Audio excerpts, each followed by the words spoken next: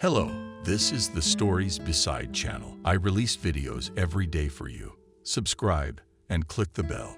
And the airport of a major German city brought a short woman into the crowded spaces of glass and concrete. Alarmed, she looked around and realized that no one was there to greet her, even though she had been promised. Confused, she stopped, not knowing how to make a phone call.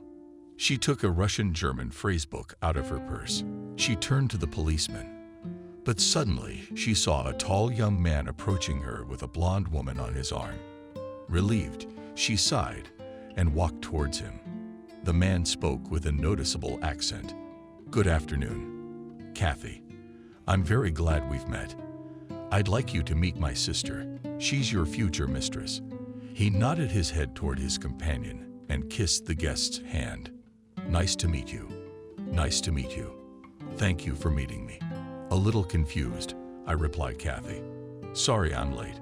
Michael's hands went wide. He picked up his suitcase, headed for the exit, and the women followed him. They got into a black Mercedes and rushed, it seemed, to our city, where old people walked along the streets without hurry, and young people kissed and embraced. Despite the fact that it was only the end of February, there were lots of flowers all around. It was as if winter had never visited here. "What do you think of our place?" Betty asked, and a smug smile appeared on her face. "A real German town. I like it very much." The guest answered enthusiastically. "Such old buildings are clean and beautiful." "We like it here too," said Smith. "Life is better in Germany, although sometimes it seems a bit too pretentious." The house of Barbara, whom everyone simply called Betty, was furnished with elegant furniture. Everything here was a perfect testimony to the good taste of the owners. The waiter brought breakfast, salad, meat, and coffee. The guests involuntarily admired the well-groomed and delicate face of the hostess. Perfection of features, but could not determine her age. Her aura eyes, even while smiling, emitted a cold gray-blue light, peculiar to people of a very mature age. "It's a lovely day," said Kathy, meaning that everything was going well so far. She had come here on a business invitation and would now be working for this charming lady. After breakfast, they went to see the office in a computerized office where everything knew its place. Everything was provided for fruitful work. Kathy's eyes lit up with delight. "That's wonderful. Did you hire a good designer? We've worked hard for you. You will be not just a secretary, but my right hand. We are interested in connections with firms in Russia." Smith said inspirationally, "We hope that our firm will gain momentum with your arrival." "You're exaggerating. I was very anxious when I came here, but there is no way out." "Yes, your situation is difficult. My family's not so lucky. My husband and I worked in a factory, both with higher education, but the downsizing started, and we lost our jobs. My husband started working as a cab driver, and I became a stewardess. And then I quarreled with a woman on board an airplane, and I was fired immediately." "Yeah, that's terrible. Who was the woman?" "I think it was my mother. But she had this weird reaction to what I said. You know, maybe I'll tell you about it later, but I can't right now."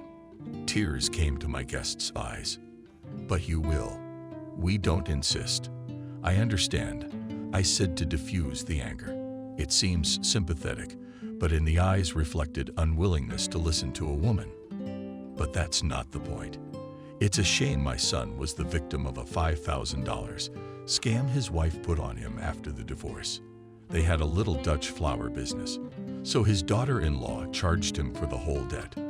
You know, you can't make that kind of money here. It's hard, but we'll help you any way we can." "Thank you, Michael. I don't know why, but on the airplane, I believed you. I felt you were a good man. We're already Slavs, brothers from the same root." "Good. If that's the case, here's your first assignment," Smith said impatiently. "Here are the papers. You work in any program. I know everything." "All right, sit down. We'll do it all. You can rest when you're done." "What do they say?" "I feel at home, but don't forget you're a guest." "Thank you. You speak Russian pretty well yourself." The woman said, I got a degree from Moscow University. You graduated from Moscow University? Yes, law school. It was a fun time a long time ago. Okay, goodbye, he said and walked out. Kathy looked around the room and involuntarily thought that people live. I'm on the 5th floor of a paneled house. For 20 years, the roof has been leaking. How many do not get along with him? All for nothing. The ceiling is stained. Went to the neighbors, offered to fold and set up a mansard over the house. But nobody wants to listen. And I mean, what's the money to build with if you can't afford groceries? Betty was bent over her papers and didn't notice Smith come in. He sat down. He looked through the papers. Is there anything wrong? Asked the woman, concerned. Everything's just as it should be. Thank you. You have one more task, he said. I want you to solve this case. He put the paper in front of the worker. I'll do it all. Solved it all. Everything's fine. But your eyes are cloudy. I'll get used to it. It can be fun. It's a lot of work. We're up and down from morning till night. Kathy, she washed the office window. The new boss asked her to do it. She looked out into the street where beautiful cars were coming and going. Opposite, there was a huge supermarket and a stall next to it. There, the fruit was displayed on the street, volatile. Bananas, sunny, shining oranges and tangerines, fat. Large berries of blue and green grapes glistened, and fluffy kiwis were snoozing in small boxes, groveling apples. There were many more exotic fruits. Names and flavors Kathy didn't know about. It was like the Garden of Eden in every season. Anything could be bought. Smith entered the room, he said with a smile. Finally, there is a mistress in the house. The window panes are shining. I'm glad you like it, Kathy replied. I look out the window and can't help but admire it. How beautifully organized is your place. Patience and hard work will overcome everything. Kathy jumped from the table, jumped up, and grabbed her lower back. What's the pain? Do you need any medication? The man asked impatiently. It'll go away. How long have you had it? Yeah, I had a bad trip. I've been having some after flights. Tired or something? No, not tired at all. Tired of what?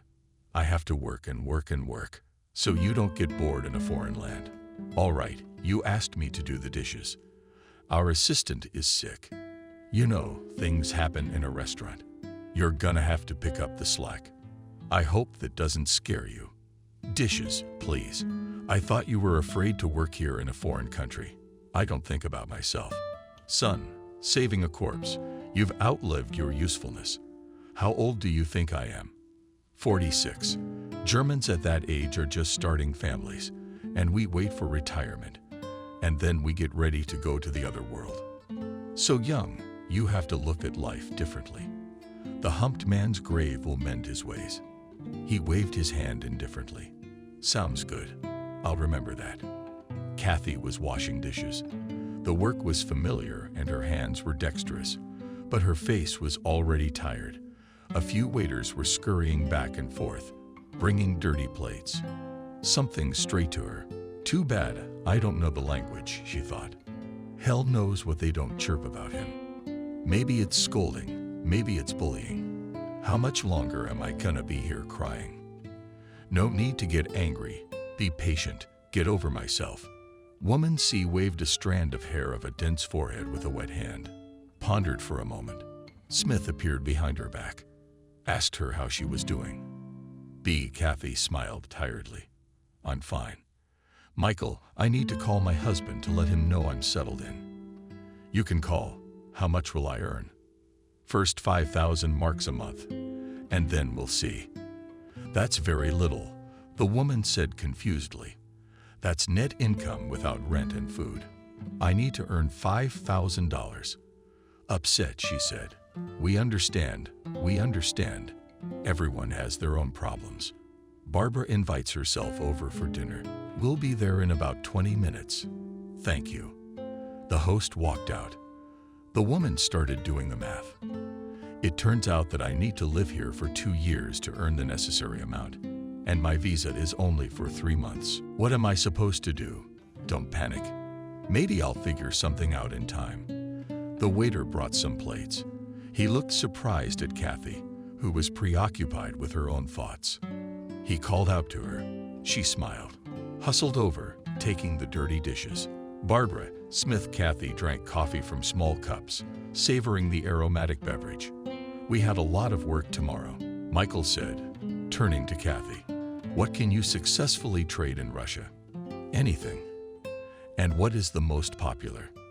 The same as always, alcohol and cigarettes. We should think about a drink. Do you want wine or cognac? No. Short answer from my sister. Kathy, and you? Thank you. No. Then I'll have one to keep the ideas flowing. The next day, the work continued. Papers abounded. Kathy reread, recited what she had written. It seemed good that only Megard didn't pile up. The beatniks and Barbara came into the room. But things are moving. Work. We must reflect on the important things, Betty said. Listening to you, there was anxiety in the guest's voice. Michael walks around the room, weighs something, and finally says to hire you illegally. It's very risky, not only for us, but you could go to jail. Kathy looked fearfully at her hosts. Don't be nervous. If anything, you should know how to speak properly. You have to ask for it.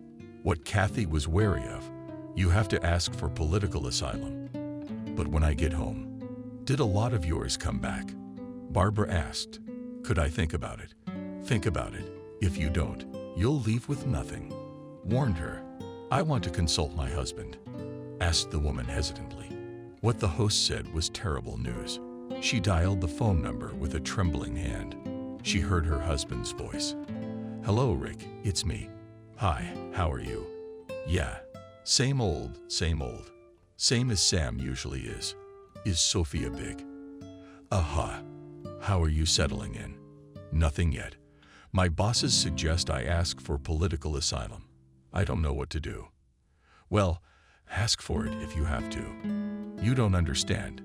It's a betrayal. Who are you betraying? Homeland. Don't be ridiculous. Somebody is a human being. You're too small a man to fear the country's retribution. But in that case, I don't know when I can go home. Why would you want to come back here? Replied the husband. What are you worried about? You just want to get rid of me. The woman said angrily. I didn't send you there. You made a mess of it yourself. Do you think I should ask for political asylum? Do as you see fit. The husband replied indifferently. My hosts explained to me that if I don't agree to it, I will have to return with nothing, and I will lose everything I spent on the road and visa. The trip was fruitless. I told you you couldn't be trusted. You say it's my fault. Why did I take off if I didn't make the terms clear? They promised me a lot of money. You know better than that, don't you? It's up to you. Bye. When Kathy heard the noise on the phone, she said disappointedly, It's called talking. What a terrible thing to do. What am I going to do? Go on this adventure? The imperious look of knocking down Niam pushed Kathy to the dreaded brink, and she still couldn't make up her mind to do something new, she thought. Nothing good. Consulted with her husband. So what? Nothing. Why? Is there no other way out? No. In that case, I have to accept everything. Although my soul doesn't accept it, Kathy replied, and lowered her tear-filled eyes. Michael drove Kathy to the office and handed her over to a policeman. She was led into the office, fingerprinted, and then offered to wash her hands and dry them under the Christmas tree. Passport. The policeman said something and walked out. We have to wait, Smith explained. The interpreter is coming, and I have to go. Don't be sad. The young interpreter, thin and clumsy, began to read the questionnaire. Your first name, last name. Kathy. Year of birth.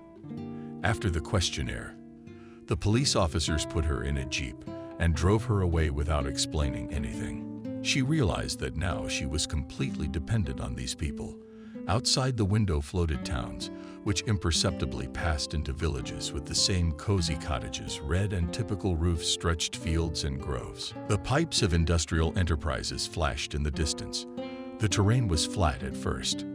After that, there were hills, and the beautiful scenery was not at all pleasant. Kathy, she's depressed, thinking that she was being driven too far away from Smith, the only people she knew in Germany. The woman watched the speedometer with fear. The distance from the town where they were staying was steadily increasing. 200 million, 300,400 kilometers. Behind a metal mesh fence stood several pink buildings, a camp for foreigners who had requested political asylum. Kathy was led through a passageway into an office where two clerks sat. The pretty damsel in distress took the camera in hand in a friendly invitation. "Please have a seat." She snagged herself under the lens. In a few seconds, the picture was ready. A full German woman with indifferent eyes behind her glasses pasted it on the pass form. "This is your document." She handed over the pass. "Thank you," Kathy replied confusedly. "Where do I go now?" "It says here." The room Kathy had taken up residence in was like a cheap hotel room with old furniture. She set her things down, looked in the empty closet and refrigerator, sat down on the edge of a chair, said to herself, "German paradise exists only for the citizens of this country, and people like me are superfluous." A feeling of sadness seized her soul. Tears came to her eyes, but she tried to calm herself. She took a photograph out of her bag and set it on the table. Her own eyes, those of her son and granddaughter, looked at her cheerfully. A woman's curiosity made her step out into the hallway, where she ran into a swarthy, dark-haired man and woman who said hello to the first and asked the newcomer, "Where from?" "From Russia," Kathy replied. "And you're good to be around." And there was envy in the woman's voice. "Why do you think so? Do you have any hope of staying here? The Germans treat you with understanding.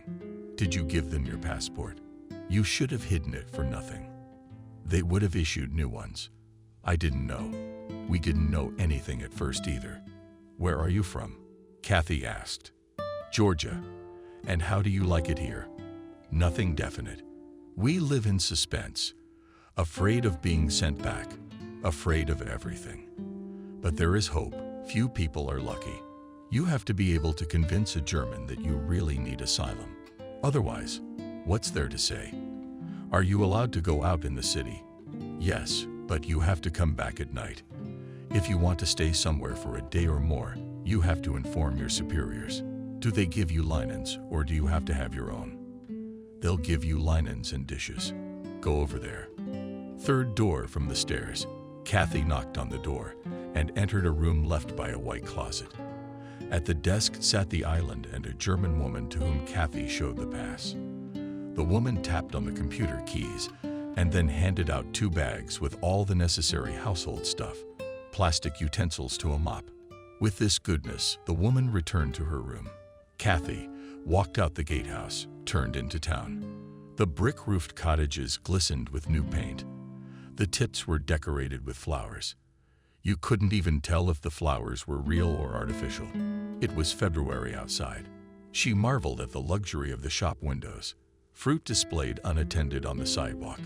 She was hungry, but she didn't buy anything. On the hill to the left was a church. Kathy went there. She decided to pray on an empty stomach. Her face was tense, wary, as if in anticipation of trouble. She climbed the steps, crossed herself at the entrance to the church, sat down on a bench, looked around at the white walls decorated with icons, and began to pray. Gradually, the tension was replaced by helplessness and self-pity. Tears ran down her face, bringing relief and peace. In the courtyard of the Kathy camp, passing by 2 young men, she heard them speaking in their native language. She said hello to them. "Hello, fellow countrymen." They responded in a friendly manner. "Where are you from?" "From Krasnoyarsk," Kathy replied. "And I'm from Moscow." "And my friend from Viborg," said he, nodded his head in the direction of medium height. "How long have you been here?" asked Kathy. "Yes, bored," replied the blonde. "And how long does it keep here? Who's as lucky as you are?" Some of them have been here for weeks.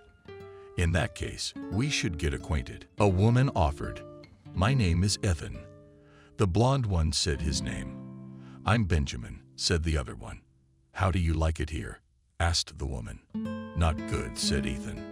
No work. They're overstocking me with old stock. No one here is interested in my higher education. What's your specialty? Mechanical engineer.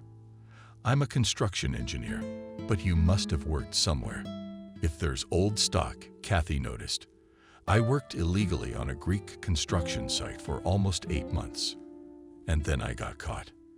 Had to apply for political asylum. They brought me here. I only worked 3 days. My bosses didn't even pay me anything. They offered me to give up right away. They said they didn't want to get in trouble for your illegal work. And they lured me with promises. The woman said with resentment.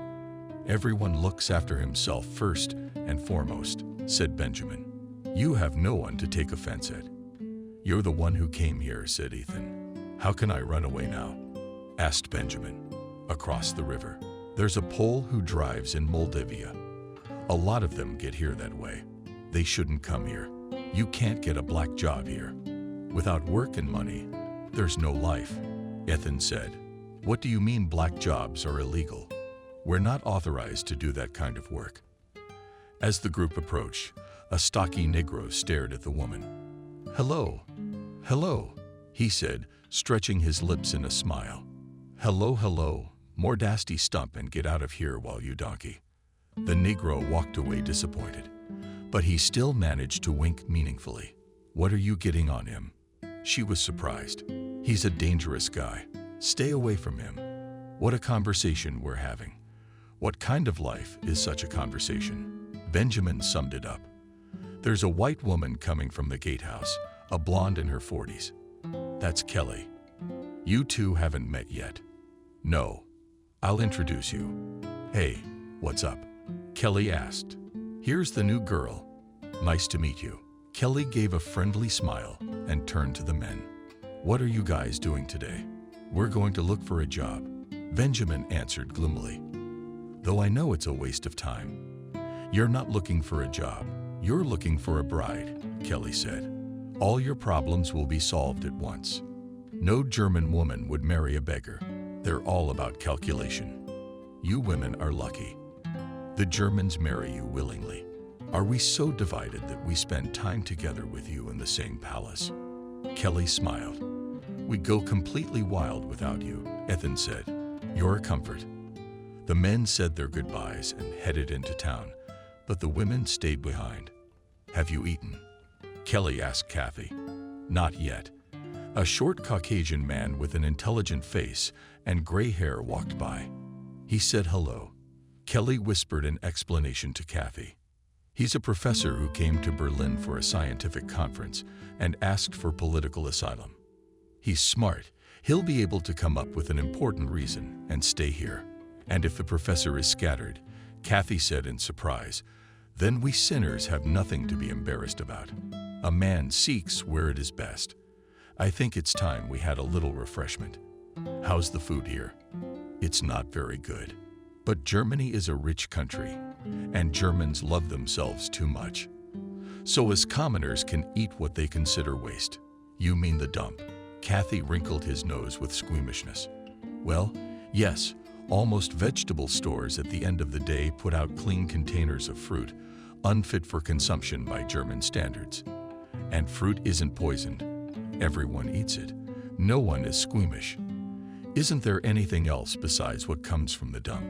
We get a hot lunch once a day and dry rations, mostly canned food and 800 marks a month. Wouldn't it be good for you to get a job? Do you work? I don't need it. Why not? I have a German friend. He's divorcing his wife. We're getting married soon. He supports me.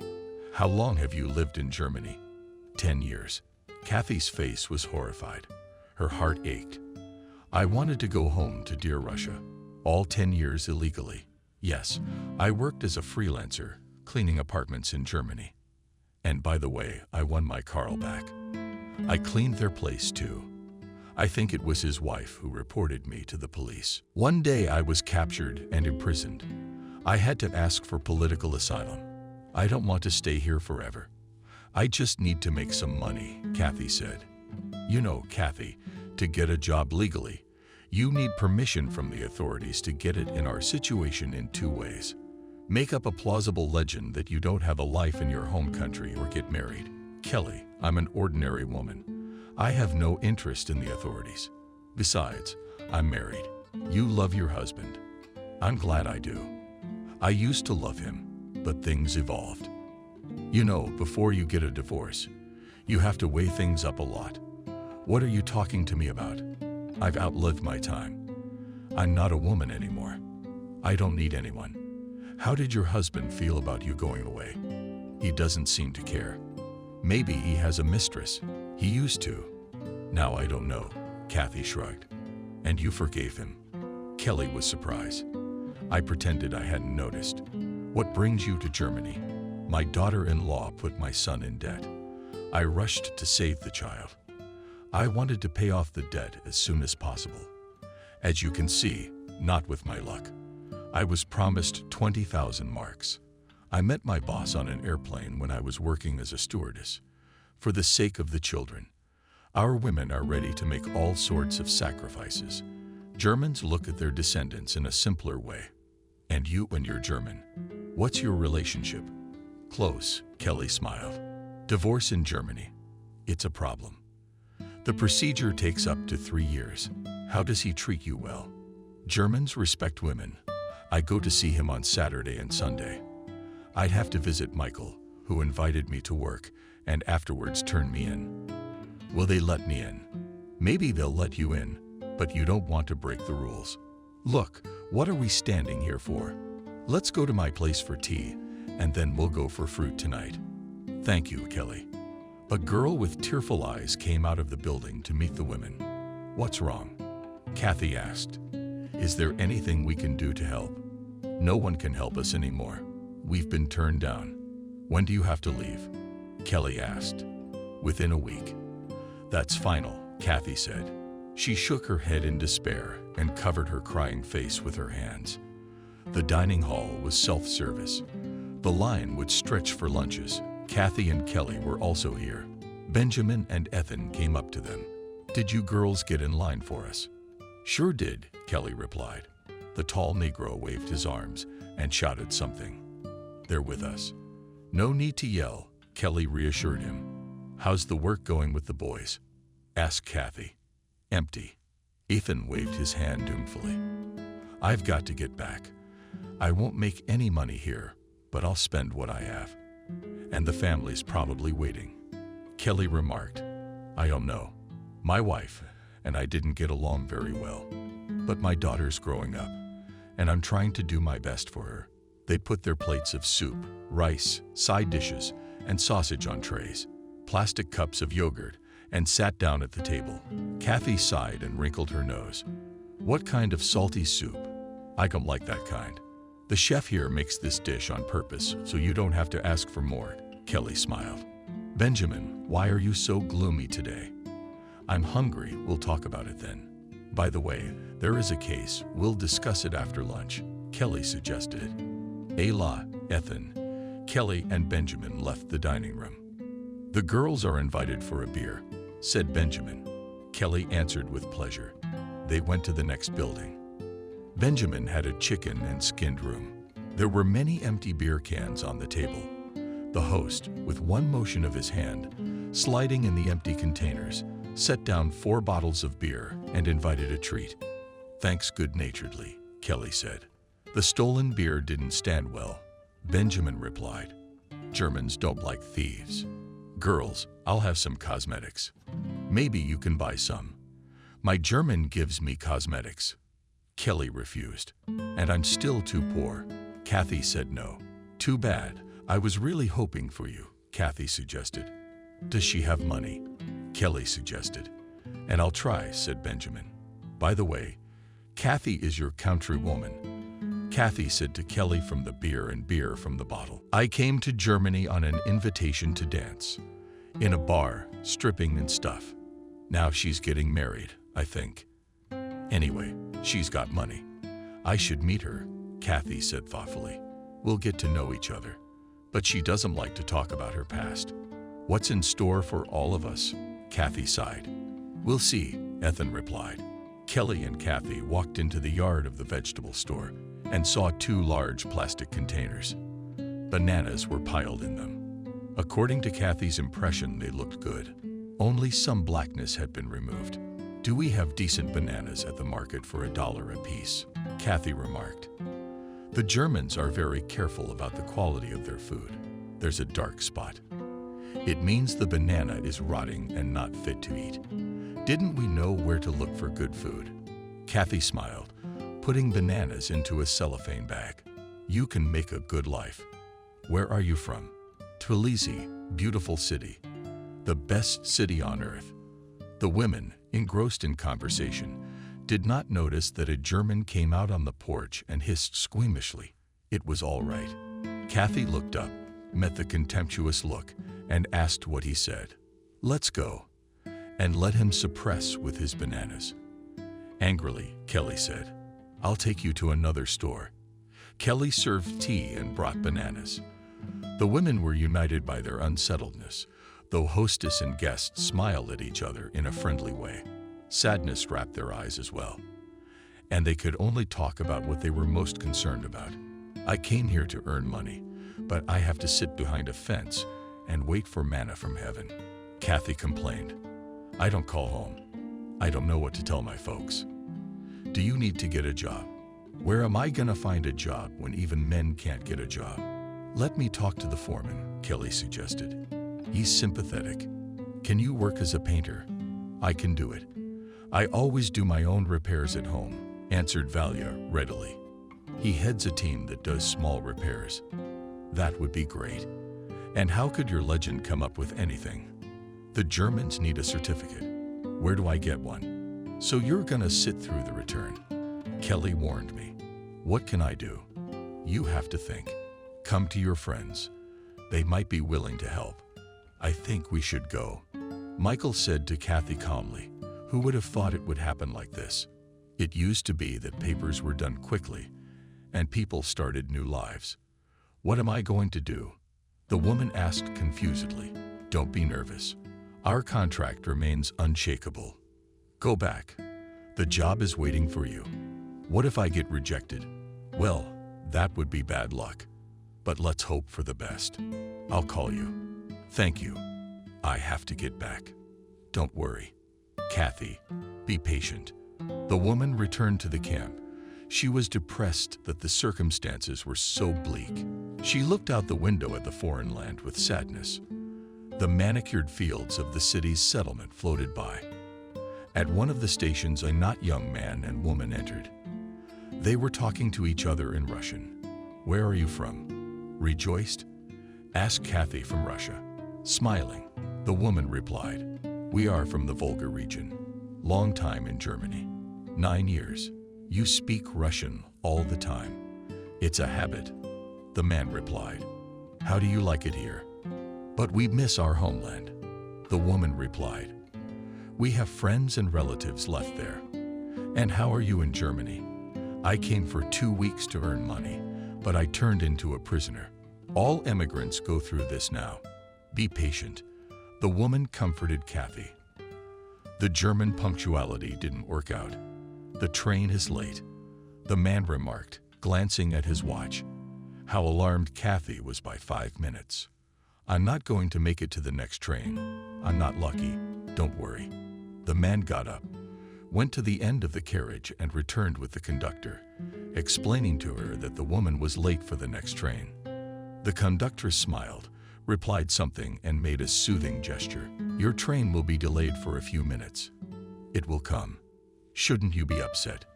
The man translated what the conductor said. Is that really possible? Kathy asked in surprise. And here it's customary to do one's best for one's own sake. Have you managed to get a job? My husband works as an electrical engineer at a substation, and I'm retired. The woman replied. Do you regret leaving this place? I have different thoughts, but I don't want to go back to begging. The train stopped. Kathy said goodbye to her companions and jumped into the car. The country no longer seemed so alien and hostile. The clouds outside the window of the room floated to the east. The woman watched them sadly. They're coming home to us. What am I doing here? She took the photograph that stood on the nightstand by the bed and began to talk aloud to him. Vitalik, my dear son, how hard was it to raise you? So painful was angina, bronchitis, and inflammation. A good boy grew up tall, handsome. How I want to help you, but I can't do anything. I'm sorry. And you, granddaughter, I'm sorry your grandmother is such a loser. She wiped her tears, looking into the faces of her son and granddaughter. There was a knock at the door. A swarthy boy stood behind it and said hello in Russian. Can you help me? All right. What's wrong? My mom's sick. Kathy locked the door, followed the boy into his room, and saw a young brunette on the bed. Hello, I'm your son. Thank you for coming in. I'm Christina. Please sit down. Kathy sat down on the chair, slipped the boy's name, and said my name. Nice to meet you. I noticed you a long time ago. You're beautiful. What beauty? Are you sick? Yes, sciatica. We're poor. Please take my William with you when you go bananas. I will. Thank you. Where did you come from? Kathy asked. I married an Orthodox Christian from Azerbaijan. I changed my faith when my husband died in a car accident. I couldn't bear to live. They say that everything passes, Kathy said. The saddest thing is that I can't get rid of the bad luck. Come and play outside with me all day long. The boy was happy and slipped out the door. Your son is kind, obedient, attentive.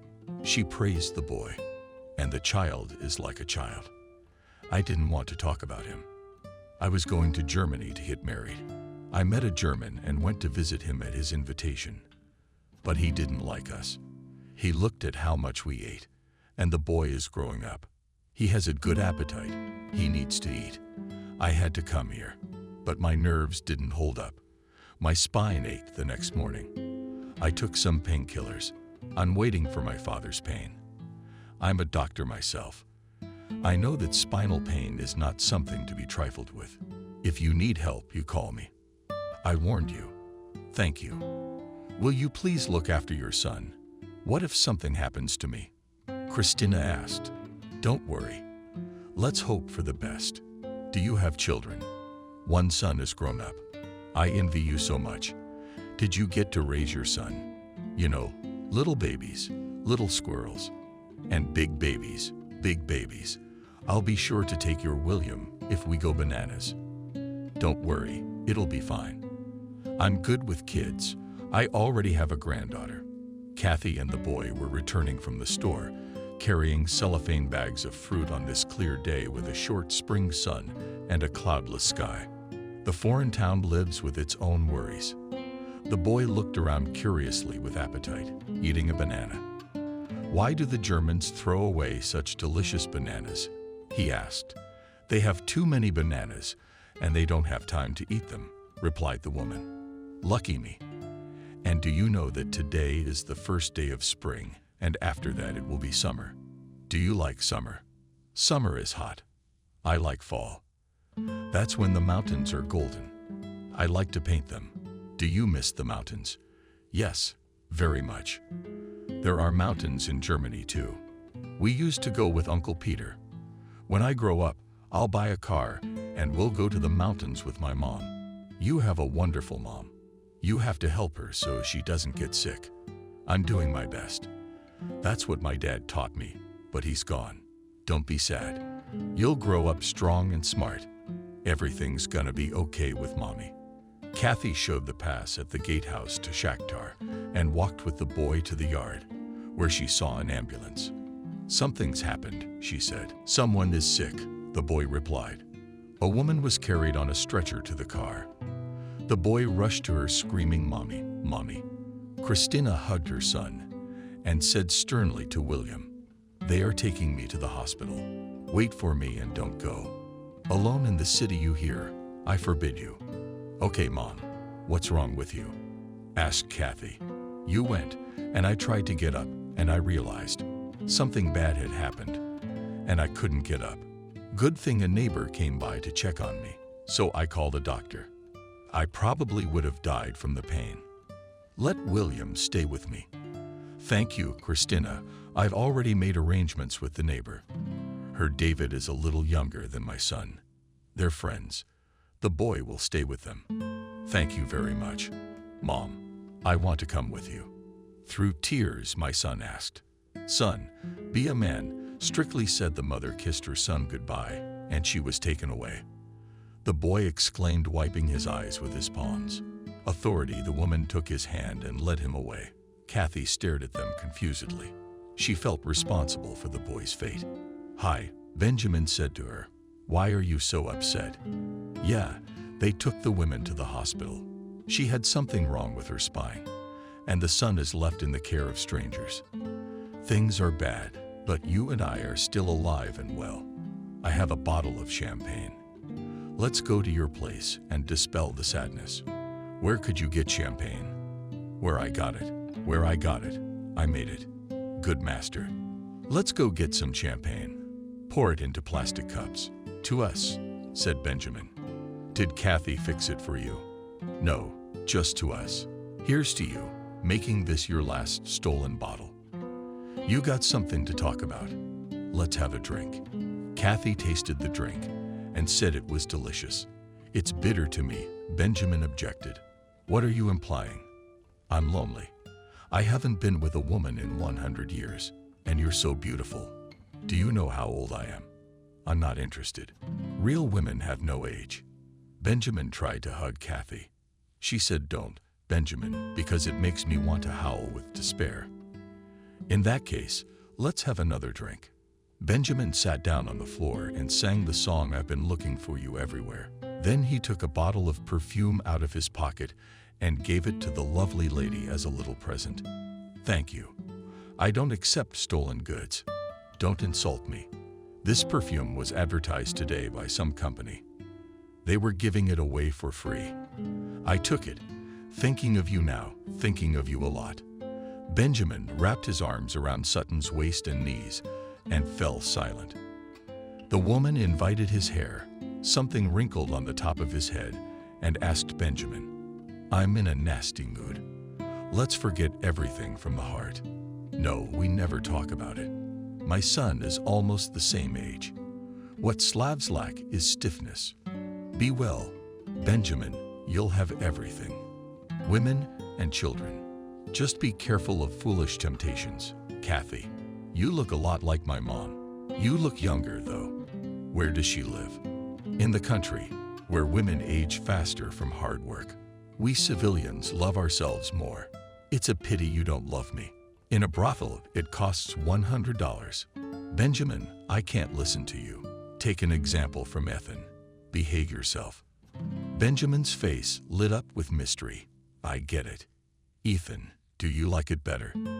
I'm a cold old woman. I don't need anything. I'll go. Maybe she'll understand me. Benjamin went out. Oleg looked bitterly out the window, then went outside. Ethan walked across the yard towards her. Kathy, where did you go? He asked. To church. Was Kelly looking for you? Do you know why? Go see her. What about you? A woman asked me. I'm sad. Be patient. Don't give in to depression. Everyone wants to stay here, but I'm trying to return to my homeland. As you can see, there's a significant difference. Don't get upset. You'll get rejected and go back to your home country. I bought a car. It's parked in Hamburg. I have to pick it up and get out of here. Leave the address, Kathy smiled. I will. I'll write down your phone number and address. Will we meet sometime? Ethan took a pen and notebook out of his prized pocket, wrote down the necessary information, pulled out a sheet of paper and gave it to the woman. You're going home. Give me a warning. I asked Kathy. I will. Good of you to stop by. Kelly was happy to see me. Kathy, Ethan told me you were looking for me. I talked to the foreman, and he promised to hire you. Really happy? Kathy asked. 30 marks an hour will do you good. It's a bit of a gamble. Inactivity was killing me. Thank you, Kelly. You've made me very happy. Yeah, good. Hey, have you heard from Christina? Kathy asked. Did she have spinal surgery and how did it go? But it seems fine. Maybe she'll get lucky on this one. Poor woman. What can you do? Women are condemned by God to suffer from birth. We have to put up with it. We do have more suffering, but we also have more joy than men, Kathy pointed out. It's getting warmer outside. It's spring. We hardly ever have winter here. When it gets warm, I'll have nothing to wear. She bitterly remarked she'd found a problem. I'll take you to our mouth to find something to wear. Where to? Kathy asked again. I'm not going to the dump. I'm squeamish. Stop wondering. There are good things there. You can find a TV or other appliances. We're not arrogant. We've got Uncle Rockefeller Kelly pushing a noble lady to the dump. I'm sorry. I didn't mean to offend you. I interrupted my friend Kathy. I'm not the offending type. Okay, I agree just out of interest to go for that. As you said, fought, reminded Kelly. And so they set off. The now familiar professor showed up. He said hello. Hello, Professor. Did you have a good trip? Kelly asked. Very much so. Good luck to you. The women turned to the hole in the fence, climbed through to the latitude area. Let's go under the shed. There are bales of clothes there. They won't swear at us. If anything, we'll apologize, saying we got lost. Kelly replied with a laugh. There were indeed large bags of clothes under the awnings. The women began to pull out and look at jeans. Triple-decker sweaters. How did I get you in this? Kelly to her chest, a sweatshirt with yellow and brown stripes. Tigress, and you're about this approximately. Kelly threw Kathy a colorful dress. Oh, that's something gypsy. Too bad we don't have a mirror. Next time we'll bring a mirror. Kelly laughed. Look, men's jeans. Maybe they'll fit my husband. I guess they'd be like brand new. I told you so. Kathy bent down. As Kelly sorted through the clothes, she was more careful. Every now and then she glanced toward the building where the guards were. Hearing a sheepdog barking in the distance, she fearfully said, "Run." What's wrong? Sheepdog. The dog was already flying towards them. The woman grabbed the selected clothes and rushed to the iron. For a moment, the barking died down. Kelly looked back and saw that the sheepdog was rapidly approaching and shouted, "Kathy, hurry, we won't make it in time, it will tear us apart." The sheepdog growled. They dropped their clothes and ran as fast as they could. The women managed to jump the fence but kept running. The sheepdog accompanied them with frantic barking and outside the fence. The next day, Kathy went to work.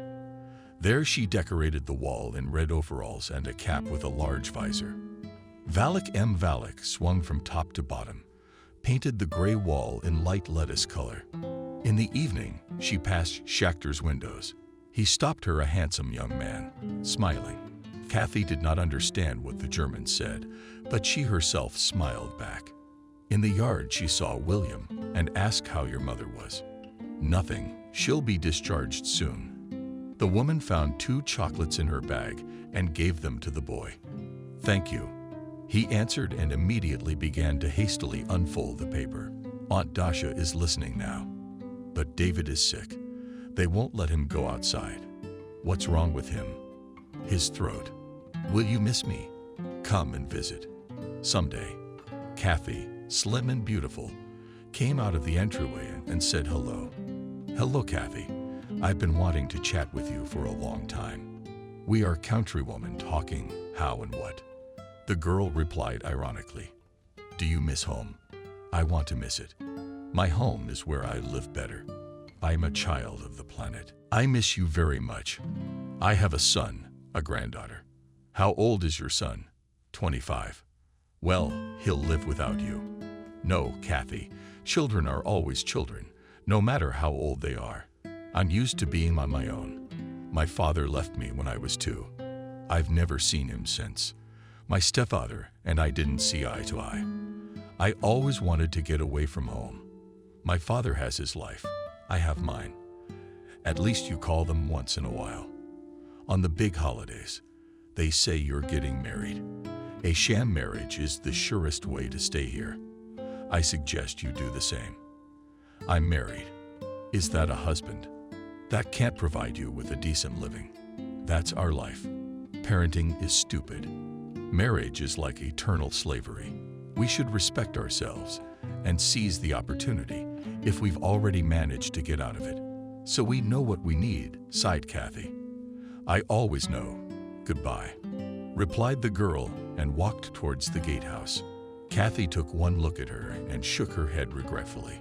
Already from such a young age, the girl had to get away with it, lie, enter into a sham marriage. How could one keep one's soul under such circumstances? The woman went into her room and sat down at the table, wondering if I should have gotten involved in this adventure. I could live here. A foreign language I don't know. A foreign land. No feelings all this evokes in me. I must help my son, but at what cost?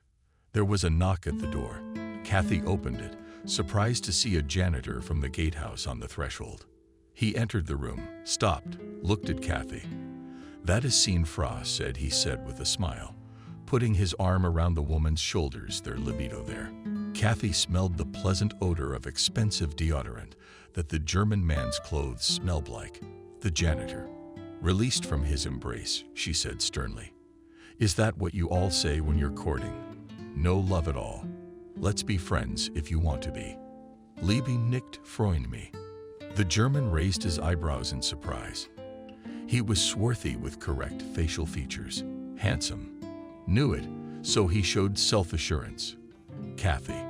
Warum? The guy spoke German fast. Why? Why, Kathy? Kathy shook her head and pointed to the door. The janitor was very surprised by her refusal. However, he tried to hug the woman again. She shivered, spoke quietly and clearly, again pointing her hand at the door.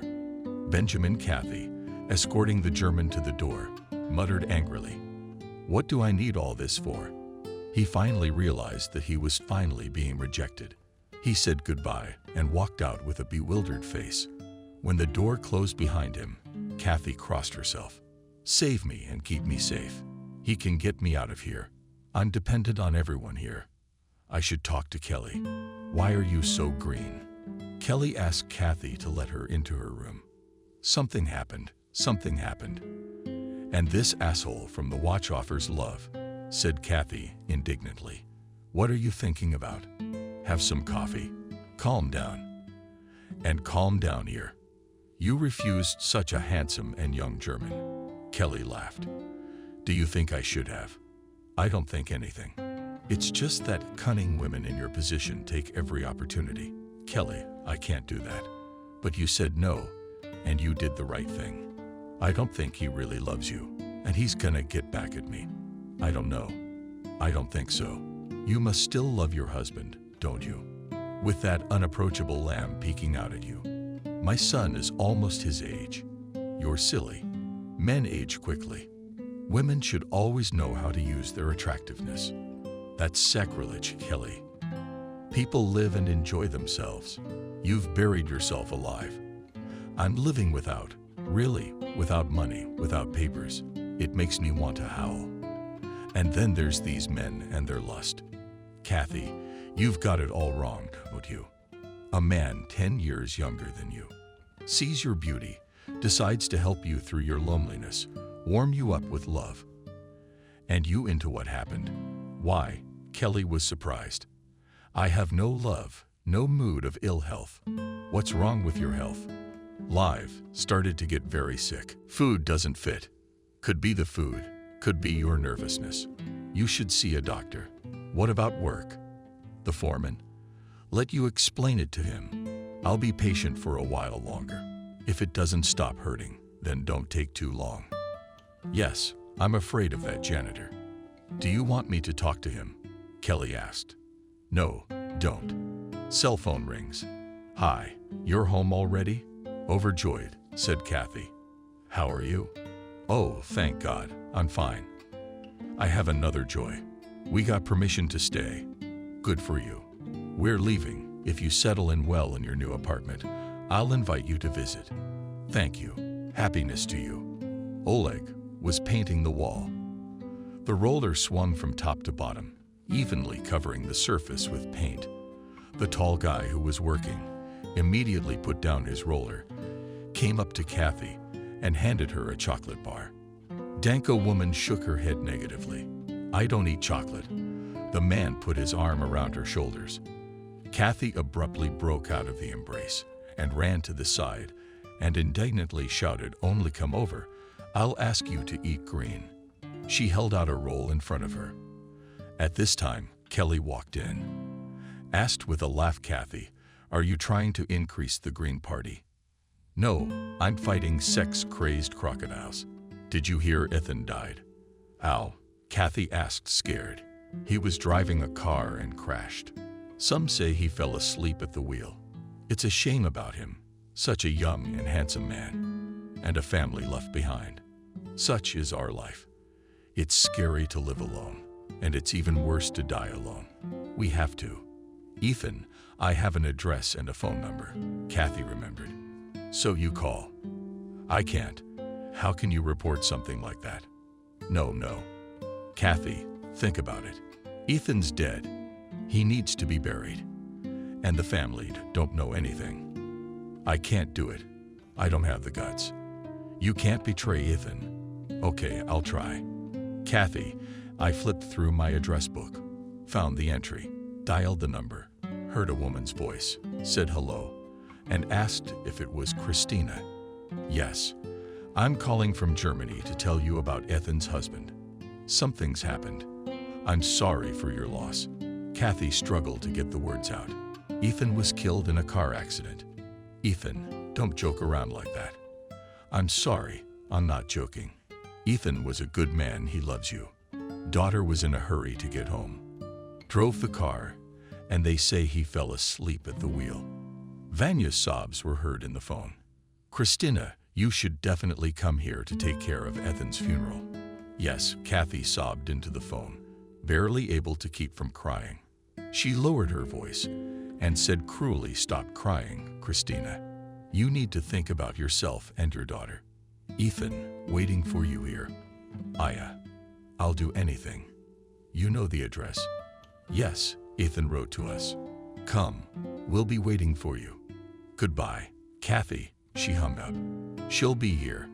You're good. I couldn't do that." Kelly complimented her, and I was lying on the bed, flipping through a phrase book, memorizing German phrases. There was a knock at the door. A woman opened it. Benjamin came in. "Why are you so sad?" he asked. "Ethan is dead." "Don't make things up in a drunken voice," Benjamin said. "I understand. It's April 1st. It's not, Benjamin. Ethan drove the car and fell asleep. And that there is no Ethan anymore. Holy shit. What the hell kind of life is that? It's a shame. It's a shame." Kelly and I called his wife.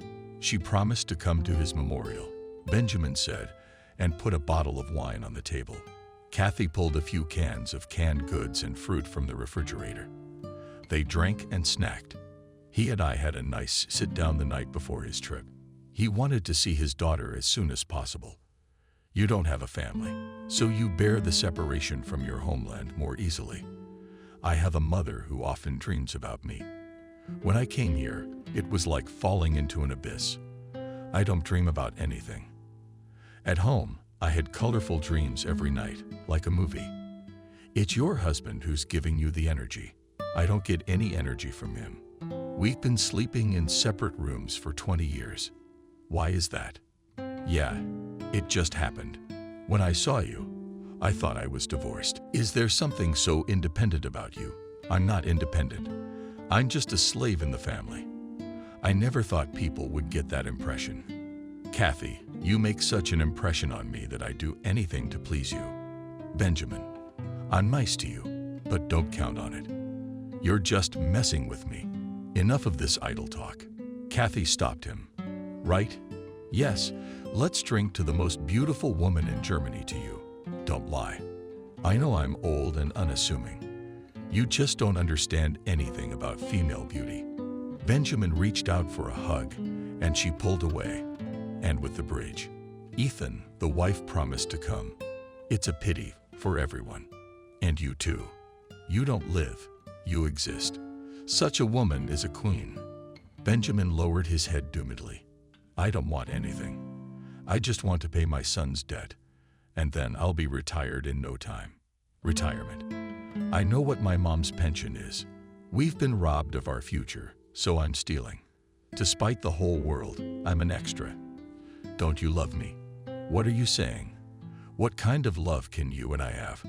We're going our separate ways. I've had it all. And you've just started a life. Kathy resented you. What can you know about the future? There may be my one and only beloved, and nothing else. Ethan has his destiny. You have yours. Go away, Benjamin. It's early in the morning.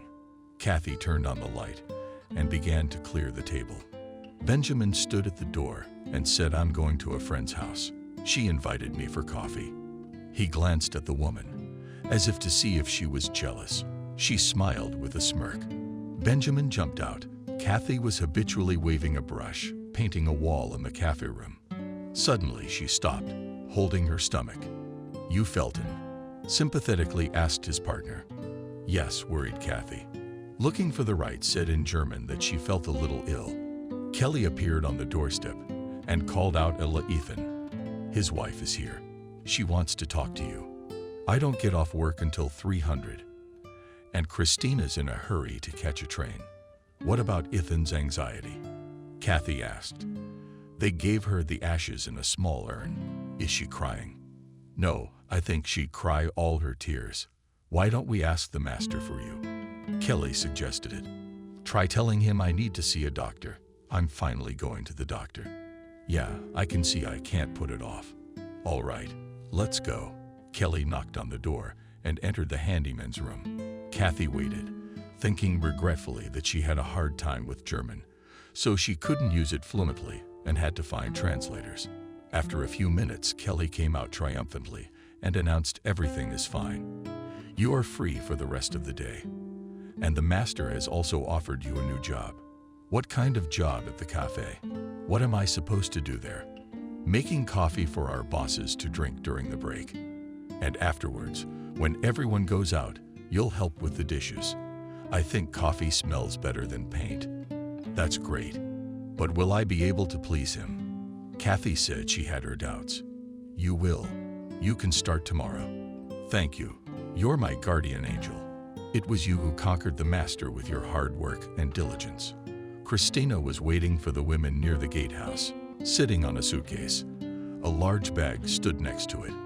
I brought it in. Kathy, Kelly said. She's the one who called you. Thank you very much, said Christina, taking a step towards Kathy. I'm sorry to interrupt you from your work, but I'm in a hurry. My train will be here soon. I'll see you off and you, Kelly, know. I have to meet Carl. The women headed for the train station. Kathy and Kelly had dinner together. Why aren't you eating? Kelly asked. I had a diet check with the doctor. What's the diagnosis? Ulcer. I'm gonna have to eat more. Eat bananas, canned goods. You can't cure an ulcer. I like bananas. Let's hear it. I'm going out with my German on Saturday. Maybe you want to get checked out with me.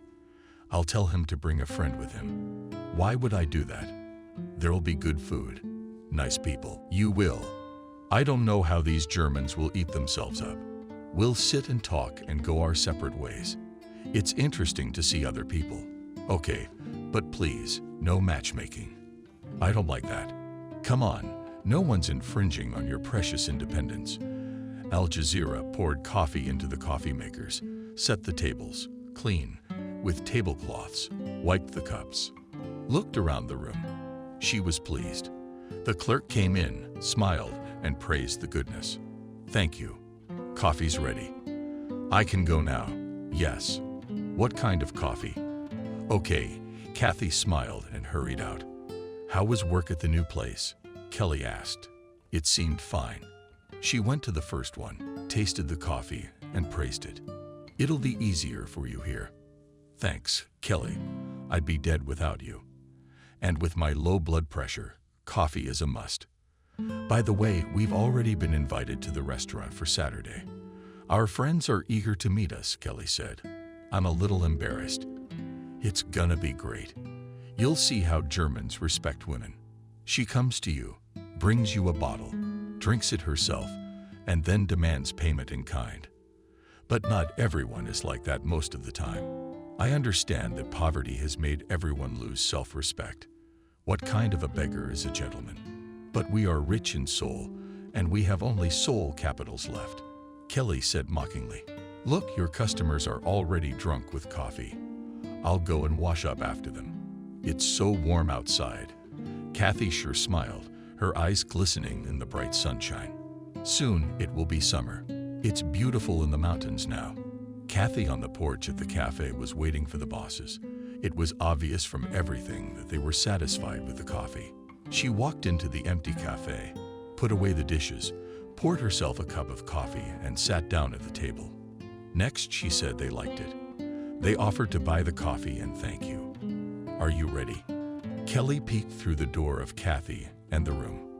Yes, come in, Kathy answered, hiding her excitement. Show me. A woman of deep, marvelous beauty stood before Kelly. A long-sleeved black dress was gracefully built up along the bottom. Stanu's russet details and hair was loose for the first time and cascaded marvelously down her back. Delicate gaze, fluffy eyelashes, clear, soft skin. What gave her away was not a woman with a grown son, but a young girl, a beauty. All Germans are yours. I'm not comfortable, Kelly. Keep your tail between your legs. We're the most beautiful and intelligent woman in the world.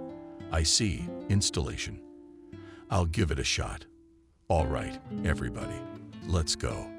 The wheels clattered, the train rushed, and Lina rode towards the unknown. Sometimes they talked about something insignificant. Do you love your Carl? Kathy asked. If I didn't love him, I wouldn't be dating him. It took me a long time to choose. Do you know Germans well? How are they different from our men? Germans are not shy to talk about what they feel. Besides, German women know their worth, so their husbands realize that love must be earned. Our men die mostly at a young age because they drink and smoke a lot. More lying on the couch in front of the TV. Kathy supported her friend. Men in general are fickle. Or did he go somewhere else? Or the other one ran away. A woman can't afford it because she's attached to her children. We're approaching. Look, there's our beau over there. How do you like them? How can you tell at once? My friend is a turtle.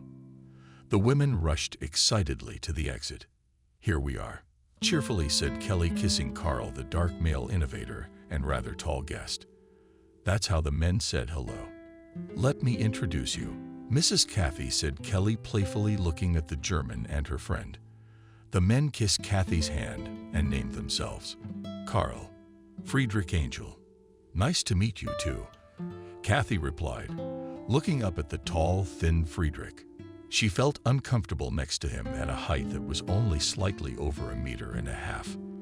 By the horses, Kelly said. No, wait, Kathy stopped her friend. Let's go and look at the timetable. What time is the evening train? We asked for 2 days. I want to be back tonight. You're on it straight, aren't you? Yes, I know the timetable from memory. There's a train at 20:30. Ok. Everyone got into the car, which Carl drove with Kelly next to him. Friedrich and Kathy were in the back seat.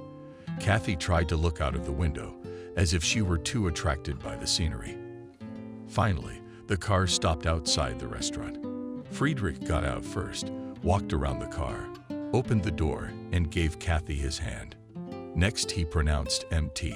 She thanked excitedly, feeling the warmth of his hand. As they climbed the stairs, Friedrich supported Kathy.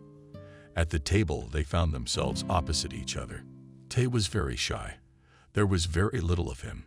Kelly, translate, please. I'm sorry, Mr. Friedrich. I don't know the language, so it's very difficult for me to maintain a conversation with you. Kelly translated. Friedrich smiled and answered briefly. Friedrich says he understands you well with his heart without words. Kathy shyly thanked the still feeling and herself at someone else's party.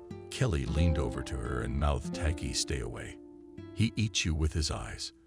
When they left the restaurant, Kelly said, "Friedrich is inviting us to his place." "No, I'm not going." I said, "No. What's the big deal? We'll have coffee, sit and talk, see how people live." "Kelly, don't talk me into doing whatever you want." Kelly approached the men, explained to them that Kathy wanted to go home, and immediately turned to her friend. "They are very sorry to see you leave. We'll take you to the train station."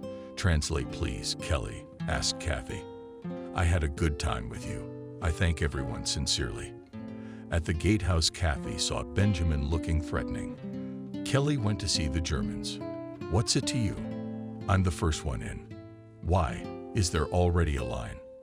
The woman asked sarcastically. "Allah, I love you." "That's enough, Benjamin. What kind of love can there be under these conditions? I understand with the Germans, the conditions are different. They invite you to a cottage. Benjamin, you have no right to humiliate me." Kathy was indignant, and at that moment she saw the attentive eyes of the janitor who had recently confessed his love to her. "Let's get out of here. All our women are looking at us corrupt. It's men who invented this system of existence, where gold and paper money are considered the greatest value. What's there to be offended about? I'm offended that you don't believe in my feelings, but are you interested in my feelings? Or do you think a woman has no right to choose? And I want you to choose me. I don't want anything, okay? I've been married for 26 years. I've seen nothing good in this life, but hard work at the factory and at home. And now I'm here trying to solve the family financial problem. And my husband and son are waiting for me to make money and give it to them. I owe everyone around me. And now I owe you. What kind of brother are you to me? A brother-in-law. There are devils in a quiet swamp. You're drunk. Don't get mad at me, or we'll quarrel. I drank out of grief, you know. I hid my passport in my pillow, and they found it.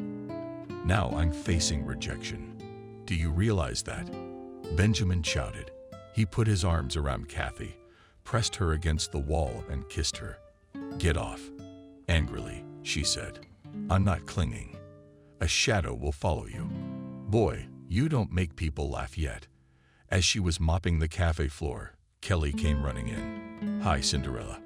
"Hey, how's it going?" Kathy asked.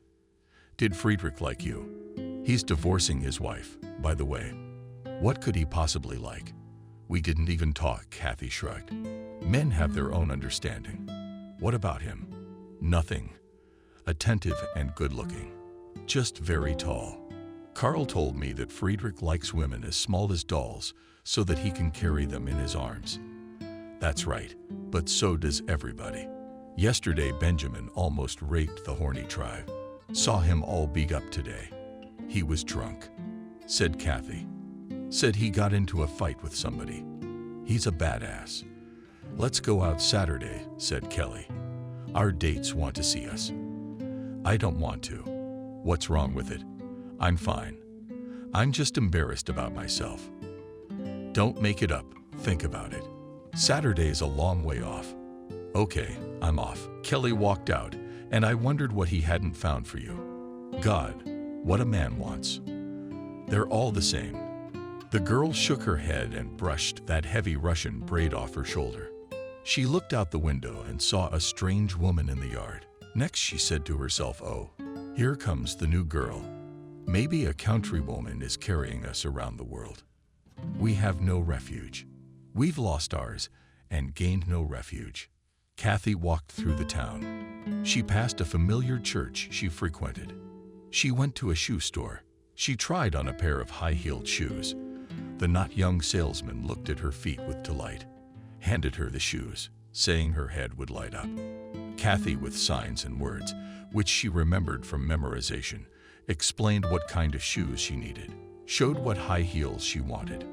"Good, Kathy, good," replied the salesman. "Give the woman shoes." Finally, Kathy chose expensive black shoes with very high heels, trusted them, and it was as if she had grown up. After all, the price. she asked. Finn Feinberg, 500 marks. Kathy looked at the salesman confusedly, but after a moment's thought she waved her hand and paid the money for the purchase. Kathy, as usual, had lunch with Kelly. This time they were in a small room, quite OBG that you know. Our suitors are preparing a surprise for us, Kelly said. What kind of surprise? How should I know why you're seducing me? You know I'm a weak and curious woman. I'm not eating. I'm giving you a chance to have an interesting time on your free days instead of sitting here. You've seen for yourself that these Germans are decent people. They work at a company that makes transformers. They earn good money. They're happy to do something nice for us. I've noticed, Kelly, that they treat us nicely and with respect. I don't regret coming with you at all. Then put aside your self-importance and agree to ride with us on Saturday. All right, we will, Kathy promised. I can make Friedrich happy that you will, Kelly clarified. You can. Carl said that Friedrich is very impressed with you, so shocked. No one has ever seen him before. And I've prepared for the new meeting, said Kathy. How I bought new shoes. Show me. Kathy pulled a box of shoes out of the closet. Chick raved Kelly. And hundreds of stamps. Aha. But they're worth it. Worthy. Kathy with shoes walked across the room, majestically beautiful. Great. In those heels you can look down on Friedrich. Kathy took off her shoes and became small again. She said, I don't know how to do anything. Kelly, even though you've been married for so many years, I'm afraid of these games. In short, dark, I am nothing. All clear and just be yourself. I don't need anything more from you. A beautifully assembled Kathy and Kelly walked out the front door. They were greeted with flowers by Carl and Friedrich. There was another couple with them, a tall basketball player girl and a stocky man, about 40 years old. They said hello. Kelly told Kathy to meet Clara and Helmut. Nice to meet you. Kathy gave her hand first to Slaga, and after Helmut, Slaga was invited by Friedrich as an interpreter. For 2 days, this couple will accompany us so you won't be bored, Kelly explained. Thank you, said Kathy, shifting her gaze from Clark to Friedrich. Finally, they got into their cars. Kelly and Carl drove separately. Friedrich sat behind the wheel of the second car. Next to him, Kathy, Clara, and Helmut took the back seat. The cars stopped outside a large store, where even the windows seemed to emit expensive odors. Men invite us women to choose cosmetics as gifts. What anyone likes, said Clara. Thank you. But I don't need anything, replied Kathy. TZ Orbit? Asked Friedrich. Kathy, men want to make us feel good. There's nothing wrong with that. A normal sign of attention, which does not oblige to anything. Trying to indoctrinate her. I can't take the gift. I'm sorry, Clara, I'm so badly brought up. Okay, said Friedrich. Kathy shook her head. Her gaze was so unbreakable that Slaga waved helplessly and plowed out of the car. But immediately Kelly ran up to the car and began to coax you. What are you hiding? Let's at least go and see the goods. Kathy realized she was holding up the group. She got out of the car and headed into the store with everyone else. The windows shone for left many bottles with gold stoppers, colorful boxes, tastefully decorated with amazing artificial flowers. All this delighted and charmed the women. Friedrich asks what you want to buy. Turned Clara. Nothing. And please do not address me with such questions again. Friedrich silently and coldly walked beside her. Kathy took a glance at the store and went outside. Kelly and Clara came out with happy faces. They were discussing something animatedly, carrying brightly colored packages. Look, we have real French perfume, Kelly said excitedly. I'm glad you found gifts to your liking. Kathy smiled back. There was no envy or resentment in her eyes. The group crossed the street and headed for the grocery store. Friedrich walked beside Kathy. He pushed the cart in front of him. From time to time, asking you, what I want to buy, I don't know. Looking at the sausages and hams, at canned fish and vegetables, shrugged. Then Friedrich began to put supplies of his own taste into the cart himself. Also calmly passed by confectionery. Only in the fruit department she could not resist, stopped, pointing with her hand to grapes, peaches, and bananas. Gut. Rejoiced, Fry began to fill the cart with fruit. Their car was rushing along the highway. Kathy glanced at Friedrich's hands, which confidently controlled the car. She looked ahead at the road, but with a corner of her eye, she still watched his face, pleasant and concentrated. We stopped near a small restaurant. The group entered, sat down at a table in a deep, cozy alcove, where they were invited. Music was flying, where they could relax and talk. Kathy was seated next to Friedrich. To her right sat Clara as a translator. Pour champagne. The first glass to the women. Carl said a toast. Kathy clinked glasses with Friedrich and other participants of the feast. She bought wine and snacked on chocolate. I didn't feel like eating or drinking. It was nice to feel that there was a man sitting next to her who was looking at her lovingly. Something had finally shifted in her heart. A sudden and young feeling came over the woman. Friedrich is a good man. I've been his friend for a while. I whispered in his ear, Kathy, Clara. But at that time, he was just getting a divorce, and I needed to get my life together right away. So I latched on to someone else because he was single. And you're still on good terms with Friedrich?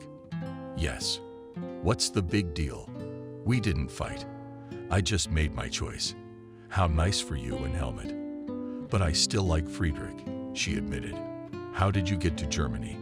Asked Kathy. I came here legally from the Russian Germans. Carl announced a new toast to freedom. Friedrich asks what to drink, said Kathy. I have champagne. Answer and wine. I don't care. So why don't you get your wife a gin? What kind of gin? I don't drink. An ulcer. Friedrich was gentle and attentive. He made sure Kathy's plate was never empty. He put appetizers and salad on it. They hardly spoke at all. And when they had to ask something, they used the service of an interpreter. Friedrich is inviting us to his place, said Clara Kathy. And Kelly, she's going to Carl's. What should I tell Friedrich?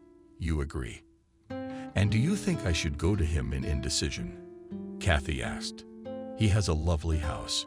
We can go to the mountains in the evening. It's so beautiful there now.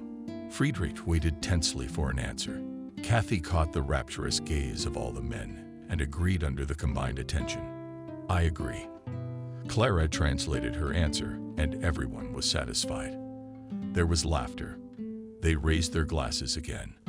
Friedrich's house stood on a hill. At the edge of the settlement, a lantern was burning above the entrance. Clara and her companion went to the porch. Friedrich lingered by the car, which he had driven into the garage. Kathy wanted to look around, but it was already dark.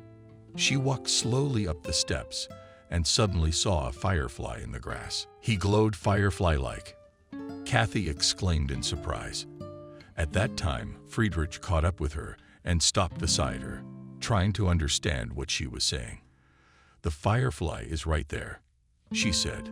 Friedrich laughed, and that carefree laugh of his seemed to bring Kathy closer to his soul.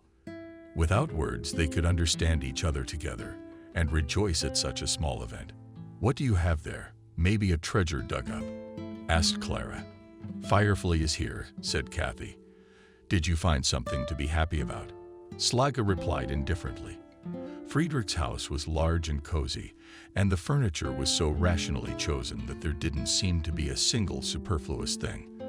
On the walls hung several landscapes. Russia, said the host, pointing to a painting and explaining something to Clara. This painting Friedrich bought from a Russian artist, the translator reported. The painting showed a swamp with cats, frozen trees axe over a shiny black eye. From native landscape, the native landscape made my soul warm. There is a telescope in the same room. Kathy wondered, can I see it? I've never seen the sky through a telescope.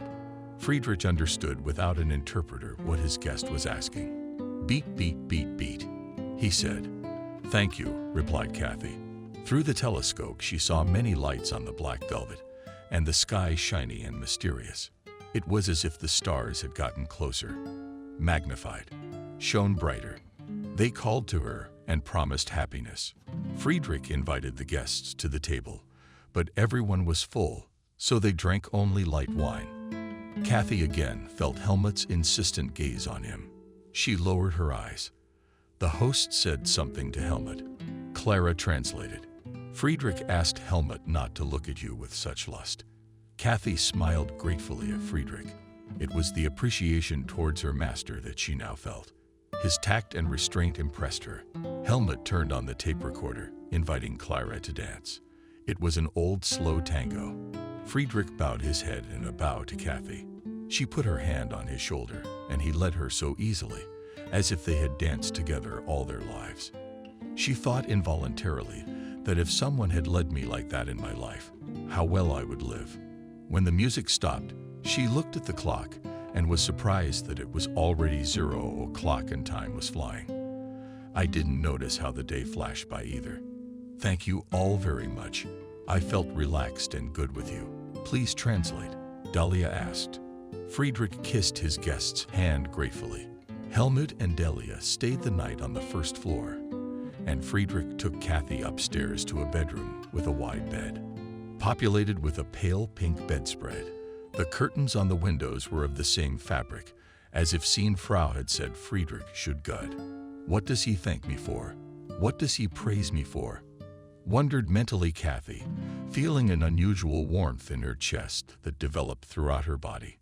She answered the jar. Thank you. Friedrich smiled, hiding the tension. He asked something he shouldn't have voiced out loud. Kathy was silent, looking into his eyes, trying to understand his feelings and translating the words she heard from the German, "We will sleep together." Then she answered unnaturally, stretching her arms out to her father in return. Together in Friedrich's eyes lit up two lighter behind the face shone Danko, my liebe Frau. He exhaled, embracing her for the first time, and kissed her on the lips. Kathy, for shy, hid her face. Friedrich released her from his arms, looking at her hesitantly. No, I'm not judging. It's okay. Kathy thickly mouthed a quick Kathy and asked for a shower. When she came from the bathroom and sat on the bed, she didn't know how to act. I picked up a magazine, started flipping through it. Well, she was brooding and staring at one point. Maybe pretend to be asleep. Why? I like him. When I got married, I wasn't interested in any man. Suddenly, it's as good as it was when I was young. A cautious knock on the door brought her out of her daze. Come in. Kathy invited her in. Friedrich appeared on the threshold with 2 glasses of wine on a small tray. 1 glass handed Kathy offered to drink. Thank you, Danko, she replied. Friedrich sat on the edge of the bed, sneered with his glass with Kathy, said a traditional German toast. All the more reason to be well, she replied, tasting the wounds with the pleasant flavor of wine. Very good. Thank you. Thank you then. I am happy. You speak our language. Why didn't you admit it before? I memorized a few words. Kathy drank the wine slowly and looked at Friedrich. The wine is wonderful good, she said. You are wonderful, Friedrich replied, taking the empty glass from her hand and kissing her hand. His lips moved down the forearm of their neck with kisses, finally rose to her chin. A hot wave of wine flooded the woman's face groggy, but turned on in her head, and she lunged toward him in the heat of oblivion. Kathy felt next to Friedrich's big heated body and whispered helplessly, I'm afraid of pregnancy, afraid of baby. Baby and baby. Hurry up and get married. Friedrich laughed, substituting her for himself. In the morning, Friedrich treated the guests. Everyone drank coffee with scones and sandwiches. What are the plans for today? Slaga asked. Friedrich answered her something, and she immediately translated his words to Kathy with a poorly concealed resentment in her voice. Friedrich said that he no longer needed an interpreter. He speaks a little of our language, we understand each other, Kathy replied. I've never heard him say a word. The interpreter was surprised. He learned Russian at school. He must have spoken out of love. Clara replied jealously. Miracles, indeed. The car raced along the winding mountain road. As it climbed up, Kathy looked over the green mountain slopes, then looked happily at Friedrich. He, too, would turn his head to her for a moment now, and then cast a brief amorous glance, and drove the car farther to feel him closer. She put her hand on his knee, his face lit up with a smile. With one hand he drove the car, and with the other he put his hand on Kathy's arm, and tenderness overflowed in his soul. They stopped near an old stone church, Orthodox. Asked Kathy. I answered Friedrich. They entered the cool semi-darkness of the church. Small candles were burning at the icon of the Mother of God. It was empty and quiet, as if this temple with its solemn silence existed only for them. It would be good to get married in this temple. Suddenly thought Kathy, I am married, but not married. The car circled again along the winding mountain road. The marvelous scenery was changing rapidly.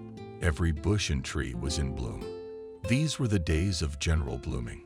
However, Kathy and Friedrich were so engrossed in each other that they wanted to hide with their happiness in a quiet place from the world. They were taken in by a small restaurant, stone not stucco, on the walls of which were decorated with deer antlers. Each table was screened off from the neighboring table, and the bold partitions gave the impression of a quiet corner like a cave or grotto. The waiter brought soft drinks, game, salad, and fruit to the table. Kathy didn't want to eat. That had only happened to her when she was young, when she had reached the feeling of falling in love. She realized with pleasant surprise that she was in love and looked into Friedrich's eyes. He was happy. There were two warm fireflies burning in his eyes that expressed love and tenderness. Friedrich embraced the woman and kissed her. In the evening, they sat in Friedrich's study on a wide sofa. Kathy leafed through numerous color albums with reproductions of prints and paintings by famous European artists. How rich is this? The woman said enthusiastically, pointing with her hand at the albums and books. You are the wealth, and this is all yours. Friedrich smiled and kissed her. It's all mine. No, I only want you. My father loved the Frau from Russia. Your father was in love with a Russian girl. So what? After, she was taken to Siberia, and they never met again. Friedrich reached over to the shelf, picked up a large German-Russian dictionary, started looking for the right words. You, be my wife, he asked. Officially, I'm married. I tell my lawyer not to do anything. You will be our wife. Yes, I understand. Mine or Frau, my sunshine. Thank you, Friedrich. You brought me back to life. As a woman, I was dead. I cared only for the happiness of my son and granddaughter. You don't know. I'm a load of babysitting wisdom. You're my little girl, laughed Friedrich. And Friedrich, all you have to do is laugh. I love them. I love them. I love you. Quietly, she answered. Only I'm scared. 3. That this fairy tale of ours will one day suddenly end. Because we belong to different states. Now I know what paradise is. It's when two hearts in love meet. Friedrich said something. She did not understand, stopped him at half a word with a long and greedy kiss.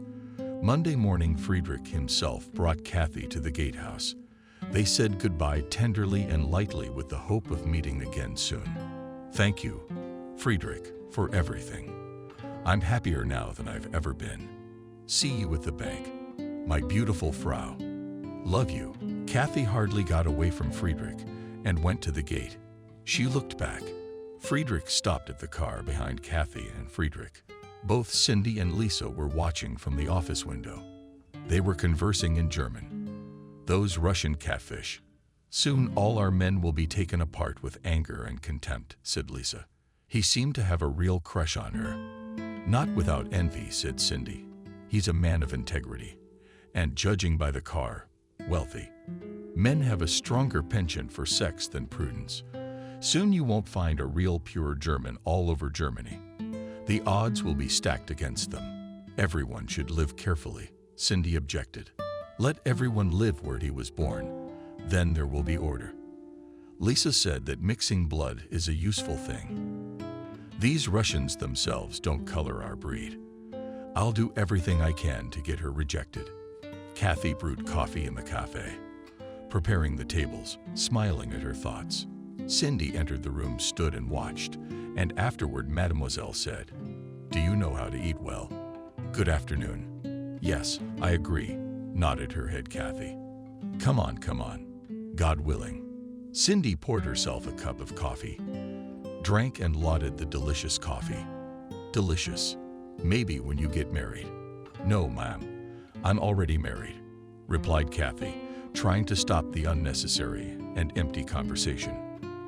"I have the tables ready. May I go now?" Yes, please." Kelly entered Kathy's room and from the doorstep asked how you were not disappointed. "I fell in love like a girl in my 20s. "Good for you. That's the way to live." "Carl said that Friedrich likes you too. We went on a business trip to Berlin for 3 days. Friedrich didn't say anything to me. He didn't know they'd been unexpectedly sent there on something urgent." "Did you have much success?" "Friedrich is thinking of a plan to take you in. He told me he'd consult with his lawyer." "I can hire a lawyer." "You don't need to," Kelly argued. "One here invested so much money in a lawyer. He didn't want to go back to Abkhazia, but he was turned down anyway. Friedrich has his own lawyer. It's more reliable." "Kelly, but I'm married. I asked my husband for a divorce. How am I supposed to tell him that?" "I explained to him very simply that you have to get a sham marriage to stay here." "I'll think about it." "There's nothing to think about, nothing to put off. Let's go now."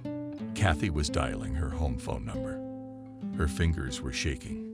Kelly stood nearby and encouraged her friend. "Calm down. Get your head together. Just say it head on. It'll be easier and more likely to be true." My soul doubled in size, but it was necessary to overcome herself and pretend that nothing had happened. She heard her husband's voice on the phone. "Hello." "That's what I said, Kathy." "Oh, hello. Some friend of yours called." But she didn't explain. "I'm guessing it's Christina. I haven't heard anything new yet. Everyone's alive and well. Will you be released soon?" "I don't know, as long as I'm working. But it's not money. It's tears. It's pathetic. You know, Cole. In order for me to stay here, I'll have to enter into a fake marriage with a German." "Where will you get a German?" "My acquaintances marry for a small fee. She promised to arrange a fake marriage for me." "You won't mind. Do whatever you want. But to do that, we have to get a divorce." "Divorce? I'll call you later and let you know what to do. Hi, Jack, and kiss Kara." Kathy hung up the phone and said ironically, "Got a marriage license from her own husband to marry Friedrich. How do you like it?" "It's fine. Did you get what you wanted?" "Happy?" Kelly stated.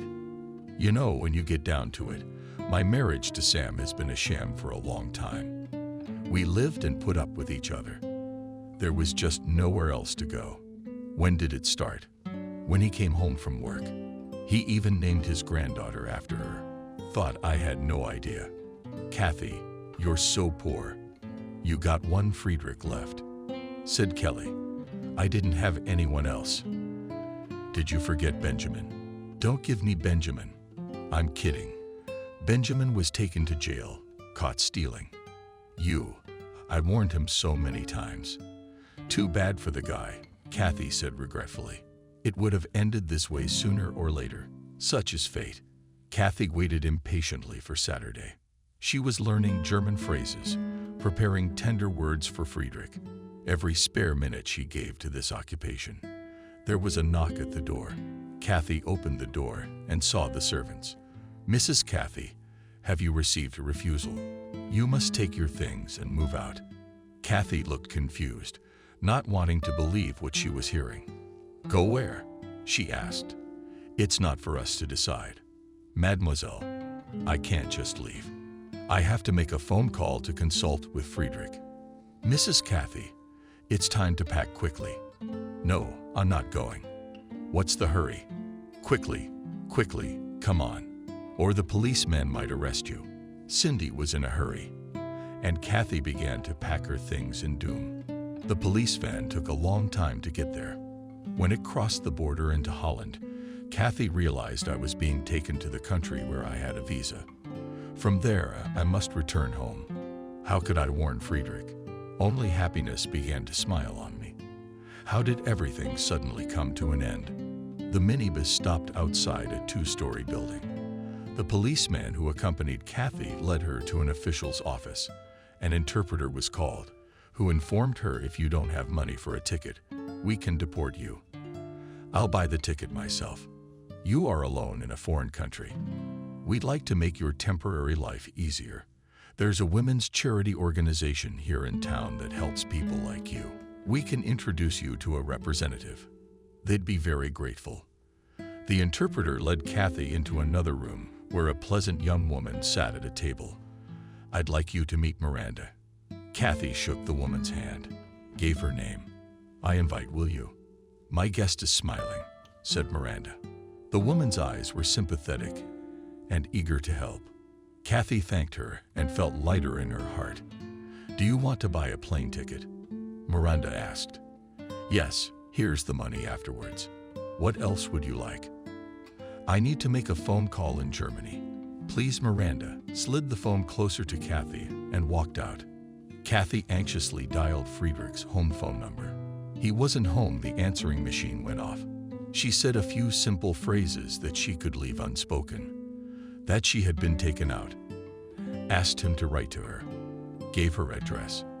At home, Miranda introduced Kathy to her twin son, Cinny, and a white-haired boy of about 7. That's my son, said the Dutch woman. The boys were playing with the computer. They nodded their heads in greeting and turned the monitor screen again, paying no attention to the strange aunt. Such random women must have gotten in here quite often. They walked around the rooms of well-groomed, womanly hands. Bright and cozy, Kathy praised enthusiastically. It's a terrific house. Very beautiful. You're a marvelous hostess. Is this your room? Said Miranda.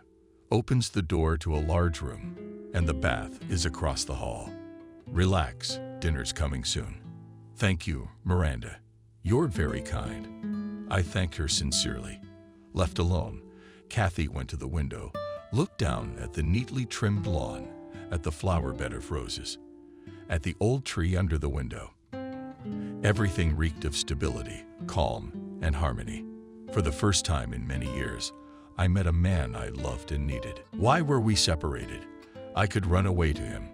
Yes, run away. But then I'd have to live illegally. Friedrich would get in trouble for me. You can't do that. The law is the law. You can't be guided by homeless impulses. I must return to my homeland. The homeland is like a mother who welcomes us, maimed and traitorous. If Friedrich loves me, we'll meet again. But now I am forbidden to visit Germany for 5 years. 5 years of days of loneliness. My God, we can meet in Russia. She walked across the room, went back to the window, looked sadly at the sky. Someone almighty was judging her fate and determining the share of happiness she deserved. Familiarize yourself, please. This is Thomas. My husband, said Miranda, introducing Kathy to the young man. Athletic build. He was buying a ticket for departure. Tomorrow night. Thomas, show you the city. Thank you very much. I've brought you so much trouble. It's no trouble at all. Thomas doesn't know your language. He eats taciturn. I'm not very talkative either, thankfully, Kathy replied.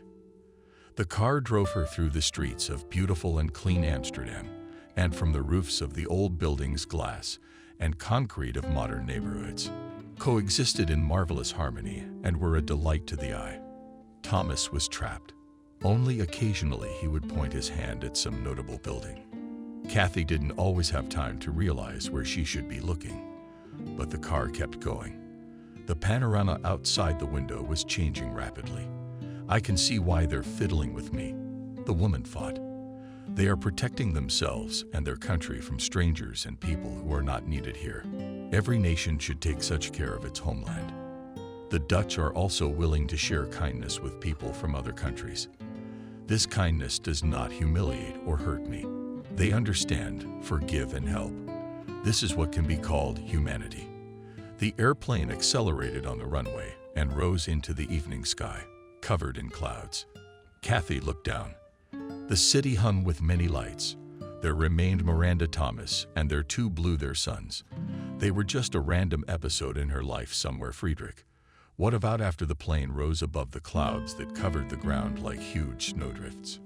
Kathy looked out the porthole and thought the clouds looked very heavy and solid. But that's a deception. They are as ephemeral as our hopes.